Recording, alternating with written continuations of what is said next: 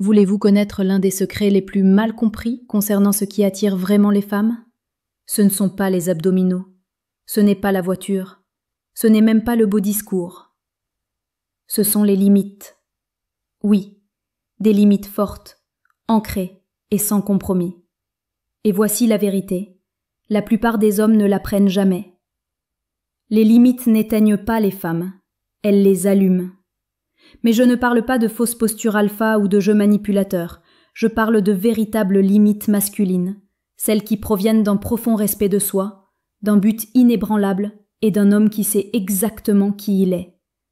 Dans la vidéo d'aujourd'hui, je vais détailler 6 limites spécifiques qui déclenchent une attraction subconsciente chez les femmes, non par la force, mais par la présence. Ce ne sont pas des jeux de pouvoir, ce sont des mouvements de clarté. Et quand vous les maintenez, quelque chose change en elle. Elle le ressent, elle le respecte, elle y répond. Restez jusqu'à la 6e limite surtout, car celle-ci ne fait pas que protéger votre pouvoir, elle redéfinit la façon dont elle vous voit et, plus étonnamment, la façon dont elle se voit elle-même quand elle est avec vous. Alors, plongeons-y. Limite 1. L'avantage de l'indisponibilité. Votre temps vous appartient. C'est la première et la plus puissante des limites que vous puissiez jamais fixer. Au début, celle-ci semble dangereuse. Vous ne répondez pas à son message tout de suite. Vous ne laissez pas tout tomber quand elle appelle. Vous ne réorganisez pas tout votre emploi du temps juste pour être disponible pour elle sur un coup de tête. Votre esprit crie « Attends, ne va-t-elle pas perdre tout intérêt? Ne va-t-elle pas penser que je m'en fiche? Ne va-t-elle pas passer à quelqu'un de plus réactif ?» En fait, c'est le contraire qui se produit. Quand vous n'êtes pas toujours disponible, vous envoyez un message, non pas avec des mots, mais avec de l'énergie. Mon temps a de la valeur. Ma vie est déjà pleine. Vous entrez dans quelque chose qui a déjà du mouvement, du sens et une direction. Séduisant. Cette tension subtile, cette légère incertitude qu'elle ressent quant à sa place dans votre monde, ce mystère, c'est magnétique parce qu'une disponibilité constante crie une chose, un peu dédaigneux, je n'ai rien d'autre à faire. Sage. La rareté crée de la valeur, cela a toujours été le cas, et quand un homme devient rare, il devient irrésistible. Assuré, vous ne la poursuivez pas, vous l'attirez simplement en gardant de la place pour votre propre vie. Conversationnel.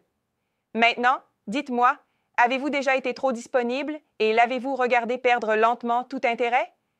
Incitatif. Laissez le mot « coupable » dans les commentaires si cela vous est déjà arrivé, car ce seul changement peut modifier toute votre dynamique de rencontre. Directif, puissant. Limite 2. La règle du non sans excuse. Ferme. Dites non sans culpabilité. Cette seule limite peut tout changer. Instructif. Voici le tournant psychologique que la plupart des hommes manquent. La façon dont vous dites non importe plus que la fréquence à laquelle vous dites oui. Imaginez ceci. Elle vous invite à quelque chose qui ne correspond pas à votre emploi du temps ou à votre énergie. Vous voulez dire non, mais votre instinct vous dit « ne la contrarie pas ». Alors vous finissez par dire « je suis tellement désolée, j'ai juste ce truc et peut-être que je peux le déplacer, mais je vais essayer, je promets ». Vous vous justifiez excessivement. Vous faites marche arrière. Vous adoucissez votre vérité jusqu'à ce qu'elle ne ressemble presque plus à une limite. Et elle le sent. Comparatif, confiant. Comparez cela à ceci. « Eh, je ne pourrai pas venir ce soir, mais j'espère que ce sera super. On se retrouve plus tard cette semaine. » Poli, clair, confiant. C'est attrayant.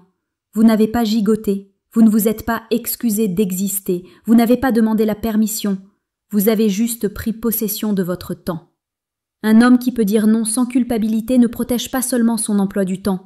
Il communique qu'il se fait confiance. Et dans un monde plein d'hommes essayant de plaire à tout le monde, ce genre de confiance en soi, c'est magnétique. Limite 3. Le réflexe de respect. Signalez calmement le manque de respect subtil. La plupart des hommes pensent que le manque de respect est bruyant. Mais voici la vérité. Il est généralement murmuré.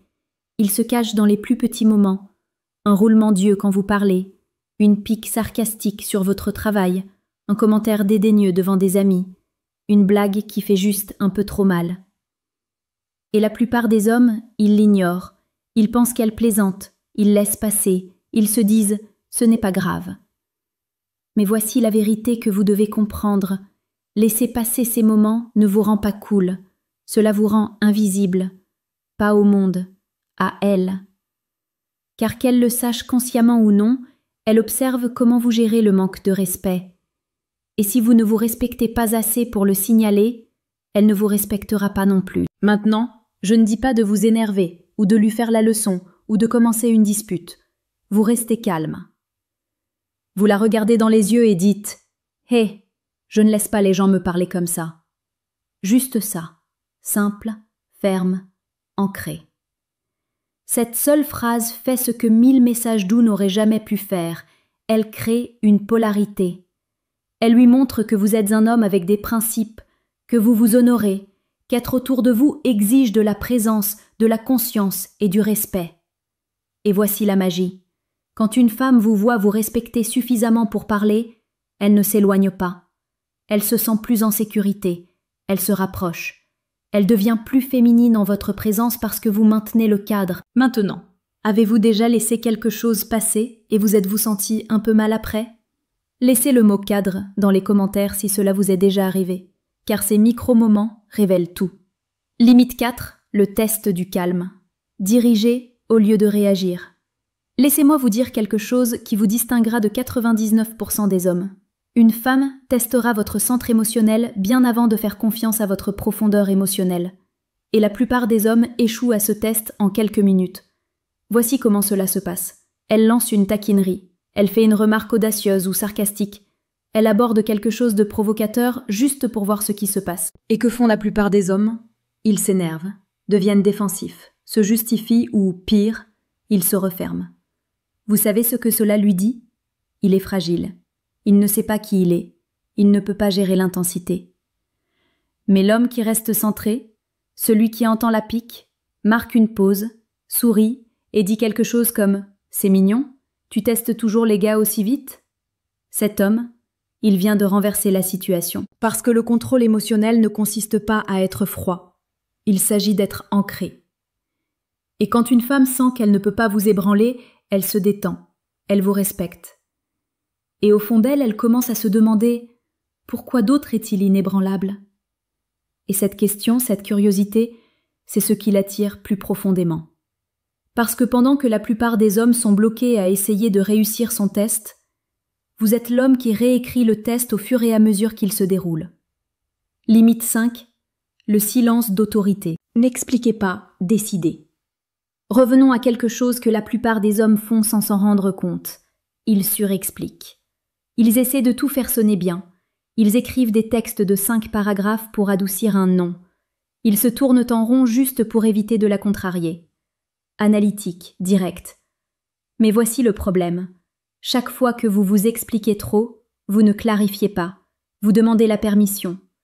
Même si vos mots semblent confiants, l'énergie sous-jacente est incertaine. Prenons un exemple classique. Un homme dit « Je ne pourrai pas venir ce soir, j'ai eu une longue semaine. Le travail a été stressant et je pense que j'ai juste besoin de me reposer et de me ressourcer. J'espère que ça va.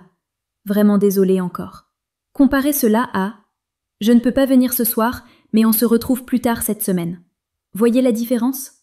L'un est un homme qui essaie de justifier ses choix. L'autre est un homme qui assume sa réalité. Parce que la vraie confiance est efficace. Elle ne divague pas. Elle ne cherche pas de validation. Elle n'essaie pas d'amortir la vérité avec 10 airbags émotionnels. Elle agit simplement. Alors voici votre règle. Dites moins, signifiez plus. Laissez votre présence parler. Parce qu'un homme qui peut dire calmement ce qu'il pense et se taire ensuite détient bien plus de pouvoir que celui qui continue d'essayer d'être compris. Elle n'a pas besoin de vos explications excessives. Elle a besoin de sentir que vos paroles viennent de la certitude. Et quand elle le fait, vous ne gagnez pas seulement son attention, vous gagnez son respect. Limite 6, le code mission d'abord. C'est la limite qui change tout le jeu. Vous êtes prêts? La voici. Elle rejoint votre voyage, elle ne le devient pas. Laissez cela s'imprégner un instant. Car la plupart des hommes, même intelligents et ambitieux, se perdent au moment où une femme entre dans leur vie. Ils changent tout pour elle. Ils adaptent leurs objectifs, leur emploi du temps, leur état d'esprit, juste pour la rendre heureuse.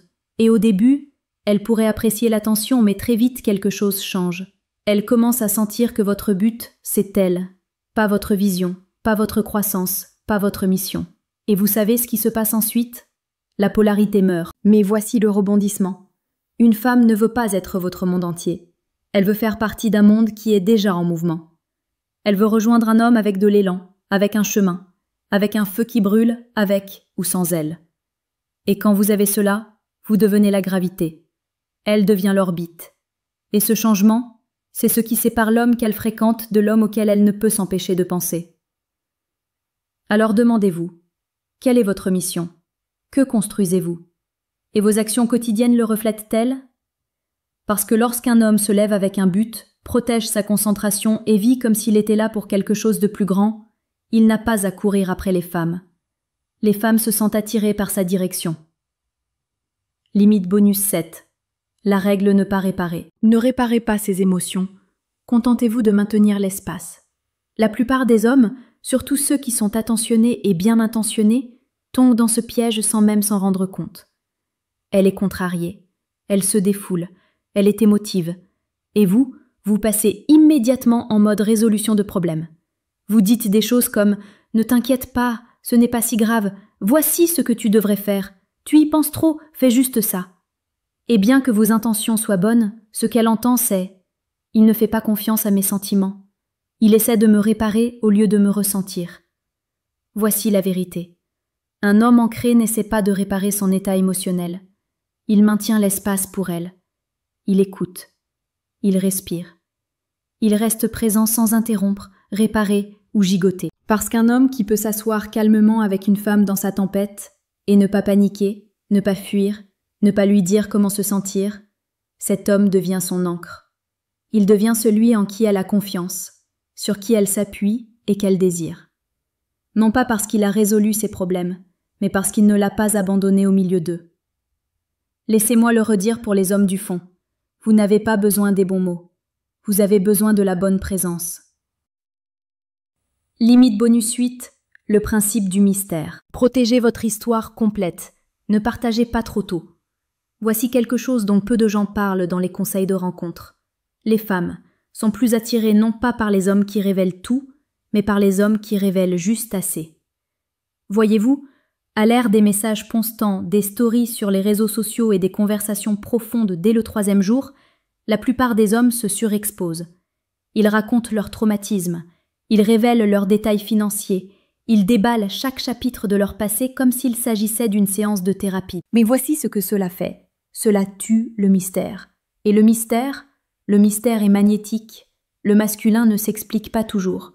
Il ne remet pas chaque page du livre au premier rendez-vous. Il la laisse se poser des questions. Il la laisse se pencher en avant. Il la laisse poser des questions. Parce que lorsque vous gardez un peu de secret, non par peur mais par intentionnalité, vous créez une attraction. Elle sent qu'il y a plus en vous. Elle ne se sent pas en droit de connaître l'histoire de votre âme. Elle se sent honorée lorsque vous la dévoilez lentement. Cette révélation lente, cette profondeur contrôlée, c'est enivrant. Ce que vos limites disent de vous. Chaque limite que vous fixez est un message. Elle dit « Je sais qui je suis. Je n'ai pas peur de perdre ce qui ne correspond pas à cela. » Ce genre d'énergie masculine, ce n'est pas seulement attirant, c'est inoubliable. Parce que voici ce que les femmes ressentent, même si elles ne le disent jamais à voix haute. S'il se respecte autant, peut-être que je serai aussi meilleure en sa présence. Cela élève toute l'interaction. Vous n'essayez plus d'être suffisant pour elle. Vous établissez une norme et la laissez s'y élever. Alors dites-moi en commentaire laquelle de ces limites vous a le plus frappé. Laquelle allez-vous mettre en œuvre dès aujourd'hui? Si cette vidéo vous a aidé à changer votre état d'esprit, mettez un pouce bleu, abonnez-vous à Dark Psychology et appuyez sur la cloche pour ne jamais manquer une perspicacité qui peut changer toute votre approche. Jusqu'à la prochaine fois. Je suis Amélia, vous rappelant de fixer la norme, de protéger votre cadre et de vivre le moment présent.